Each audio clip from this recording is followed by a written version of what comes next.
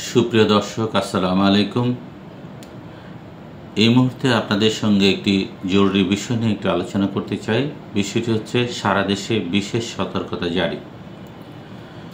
সুপ্রিয় দর্শক, আপনারা ইতিমধ্যে অবগত হয়েছেন বিভিন্ন পত্রপত্রিকা ও টেলিভিশনের সংবাদ মাধ্যমে তথ্যসূত্র থেকে। সেটা হচ্ছে যে গোপনে সহিংসতার আশঙ্কায় আইনশৃঙ্খলা বাহিনীর পক্ষ থেকে বিশেষ সতর্কতা ব্যবস্থা জারি করা হয়েছে সারা দেশে, এবং এটা হচ্ছে যে 28 জুলাই থেকে দেশের বিভিন্ন পুলিশ ইউনিটে এই বিশেষ সতর্কবার্তা এসবি শাখা থেকে পাঠানো হয়েছে। আপনারা জানেন যে আওয়ামী লীগ নেতৃত্বাধীন সরকারের 15 বছর শাসনামলের শেষ পর্যায়ে এসে ছাত্র জনতার অভ্যুত্থানের মাধ্যমে তাদের সরকারের পতন হয় এবং এরপরই দেশে অন্তর্বর্তীকালীন সরকার ব্যবস্থা প্রতিষ্ঠিত হয়, যার নেতৃত্বে রয়েছেন নোবেল বিজয়ী বিশিষ্ট অর্থনীতিবিদ ডক্টর মোহাম্মদ ইউনূস।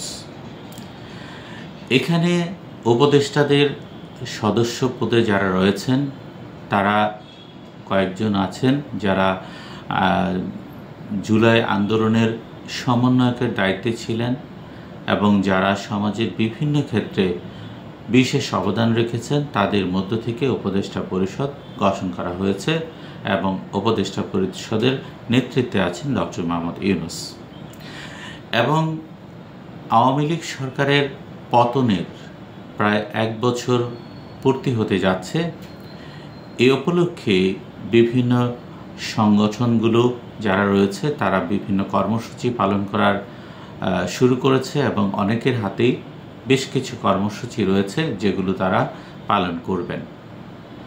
আর এই কর্মসূচিকে ঘিরে আওয়ামী লীগ দীর্ঘ 1 বছর ক্ষমতার বাহিরে থাকার সময় তা আওয়ামী লীগের কার্যক্রমকে বিচার না হওয়া পর্যন্ত স্থগিত ঘোষণা করা হয়েছে। কিন্তু তারা দেশে বিদেশে থেকে তারা নিজেরা শক্তি সঞ্চয় করে ফেসবুক হোক, অনলাইনে হোক বা সরাসরি হোক, তারা শক্তি সঞ্চয় করেছে এবং যেটা জানা যাচ্ছে তারা দেশের বাইরে যে টাকা পাচার করেছিল সেই পাচারকৃত অর্থ দেশে এনে একটা অরাজকতা পরিবেশ তৈরি করার চেষ্টা করতে পারে। এটা গোয়েন্দাদের কাছে বিশেষ তথ্য রয়েছে। এই যখন অবস্থা, তখন আসলে আইনশৃঙ্খলা বাহিনীর পক্ষ থেকে এই সতর্কতাটা জারি করা হয়েছে। পুলিশের বিশেষ শাখা বলছে 29 জুলাই থেকে 8ই আগস্ট পর্যন্ত সময়কে কেন্দ্র করে আসলে তারা বিভিন্ন ডিএমপি কমিশনার এবং হচ্ছে গিয়া এই পুলিশের এসবি শাখা সহ হেডকোয়ার্টার থেকে শুরু করে বিভিন্ন জায়গায় যারা আইনশৃঙ্খলা বাহিনীর রক্ষার কাজে নিয়োজিত তাদের সবগুলো ইউনিটেই এই বার্তাটি পৌঁছে দেওয়া হয়েছে। ইতিমধ্যে আরেকটি খবর প্রচার হয়েছে বেশ ফলাভাবে অনলাইন এবং যারা পত্রপত্রিকায় কাজ করছেন এবং টেলিভিশনে, যে আওয়ামী লীগের প্রধান শেখ হাসিনার পুত্র সজীব ওয়াজেদ জয় দেশে ফিরতে পারেন এবং সেটি হচ্ছে ভারতে শেখ হাসিনা অবস্থানকালে সিনিয়র নেতাদের সঙ্গে আলাপ আলোচনার মাধ্যমে এখানে এই সিদ্ধান্তটি গৃহীত হয়েছে বলে জানা গেছে। তো এখন যদি জয় দেশে আসেন তাহলে একটা অস্থিতিশীল অবস্থা তৈরি হওয়ার শঙ্কা থেকেই যায়। আইনশৃঙ্খলা বাহিনী এটাই মনে করছে। তবে এখানে বলা হয়েছে যে চিঠিটি এসবির পক্ষ থেকে বিভিন্ন শাখায় প্রেরণ করা হয়েছে, সেই চিঠিতে বলা হয়েছে ঐতিহাসিক জুলাই অভ্যুত্থান বর্ষপূর্তি ঘিরে সরকার বিরোধী রাজনৈতিক দল ও ফ্যাসিবাদ বিরোধী সামাজিক সংগঠনগুলো 1 জুলাই থেকে বিভিন্ন কর্মসূচি পালন করছে।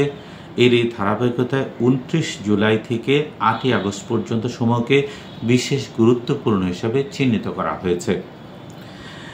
এমন সকল পরিস্থিতিতে দেশের সবগুলো আইনশৃঙ্খলা রক্ষাকারী ইউনিটকে রাজনৈতিক পরিস্থিতি পর্যবেক্ষণ, সন্দেহভাজন ব্যক্তিকে তল্লাশি, যানবাহনের উপর নজরদারি, সরকারি বেসরকারি স্থাপনার নিরাপত্তা জোরদার এবং সাইবার গোয়েন্দা কার্যক্রম তীব্র করার নির্দেশনা প্রদান করা হয়েছে। এছাড়াও আমরা আরেকটি বিষয় দেখতে পাচ্ছি, সেটা হলো যে সরকারের পক্ষ থেকে পেট্রোল ডিউটি, যে আইনশৃঙ্খলা রক্ষাকারী বাহিনীর যে পেট্রোল ডিউটি ইতিমধ্যেই জোরদার করা হয়েছে এবং বেসামরিক কাজে সামরিক বাহিনীর যে সকল কর্মকর্তা ম্যাজিস্ট্রেসি ক্ষমতা নিয়ে রাজপথে আইনশৃঙ্খলা নিয়ন্ত্রণের দায়িত্বে আছেন এবং অন্তর্বর্তীকালীন সরকারকে আইনশৃঙ্খলা রক্ষার কাজে সহযোগিতা করছেন, তাদের কাছেও এই বার্তাটি পৌঁছে দেওয়া হয়েছে। এবং এরই মধ্যে স্বরাষ্ট্র উপদেষ্টা লেফটেন্যান্ট জেনারেল অবসরপ্রাপ্ত মোহাম্মদ জাহাঙ্গীর আলম চৌধুরী গণমাধ্যমকে জানিয়েছেন যে আওয়ামী লীগের দোসররা দেশকে অস্থিতিশীল করার চেষ্টা করছে এবং দেশ থেকে পাচার করা অর্থ ফিরিয়ে আনছে দেশকে অরাজকমুখী করার জন্যে, এবং সেজন্য তাদের কঠোর হাতে দমন করার জন্য প্রয়োজনীয় নির্দেশনা আইনশৃঙ্খলা বাহিনীকে দেওয়া হয়েছে। তো সব কিছু মিলিয়ে আমরা যখন এই বিষয়টাতে আসতে পারি যে যখন আওয়ামী লীগ সিনিয়র নেতাদের নিয়ে শেখ হাসিনা ভারতে বৈঠক করেছেন এবং সজীব ওয়াজেদ জয়কে দেশে পাঠানোর পরিকল্পনা চূড়ান্ত করেছেন, তার মানে কি আওয়ামী লীগ কিছু একটা করতে চায়, এবং তারা কি করতে চায় সেটা এখন প্রশ্ন। এবং আইনশৃঙ্খলা বাহিনী সেই ব্যবস্থাটাকে কিভাবে মোকাবেলা করবে, জয় দেশে আসলে তিনি কি অ্যারেস্ট হবেন, সরকারের ভূমিকা কি হবে, সেটি এখন জনমনে ঘুরপাক খাচ্ছে।